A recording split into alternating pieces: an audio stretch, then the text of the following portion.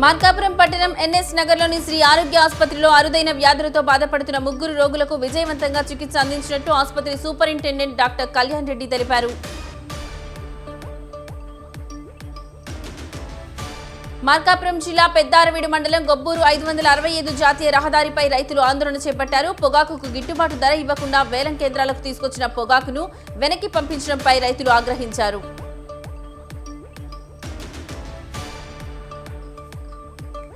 ఏళ్ల తరబడి సాగు చేసుకుని జీవిస్తున్న తన భూమిపై సర్పంచ్ కన్ను పడిందని సిద్దిపేట జిల్లా జగదేవ్పూర్ మండలం గొల్లపల్లి గ్రామ రైతులు ఆరోపించారు.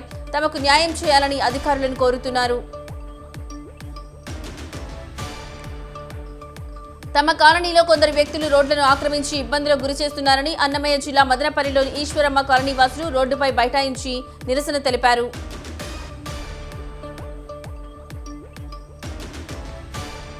న్యూ బోయిన్పల్లిలోని న్యూ సిటీ కాలనీలో గల శ్రీ వెంకటేశ్వర స్వామి దేవాలయంలో ఆలయ కమిటీ ఆధ్వర్యంలో స్వామివారి కళ్యాణ మహోత్సవం కన్నుల పండుగగా నిర్వహించారు.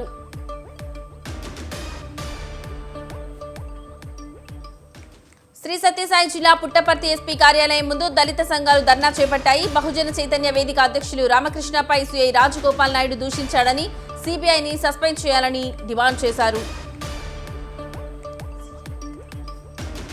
పెరిగిన ధరలకు అనుగుణంగా కార్మికులు, కాంట్రాక్ట్ అవుట్సోర్సింగ్ ఉద్యోగుల వేతనాలు పెంచాలని, ఉద్యోగ భద్రత కల్పించాలని డిమాండ్ చేస్తూ ఏలూరులో సిఐటియు ఆధ్వర్యంలో ఆందోళన చేపట్టారు.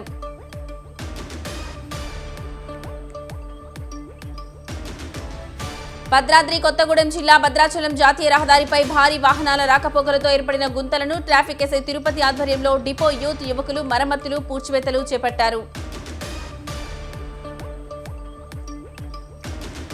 ఏపీ సీఎం చంద్రబాబు సతీమణి భువనేశ్వరి 4 రోజుల కుప్పం పర్యటనలో భాగంగా కొత్తపేటలోని ప్రసన్న పెద్దపల్లి గంగమ్మ ఆలయంలో అమ్మవారిని దర్శించుకుని ప్రత్యేక పూజలు నిర్వహించారు.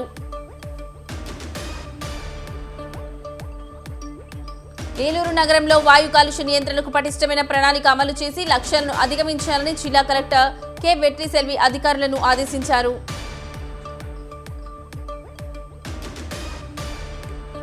తన ప్రతిష్టకు భంగం కలిగించేందుకే కొందరు వ్యక్తులు భూ అక్రమాలకు పాల్పడుతున్నట్లు ఆరోపిస్తున్నారని సిద్దిపేట జిల్లా జగదేవ్పూర్ మండలం గొల్లపల్లి సర్పంచ్ మహేష్ యాదవ్ ఆవేదన వ్యక్తం చేశారు. జగిత్యాల జిల్లా కోరుట్ల మండలం కల్లూరు గ్రామ శివారులోని వాగు వద్ద త్రుటిలో ప్రమాదం తప్పింది. వాగు దాటేందుకు వంతెనపై 2 బైక్లపై వెళ్తుండగా అదుపు తప్పి వాగులో పడిపోయారు.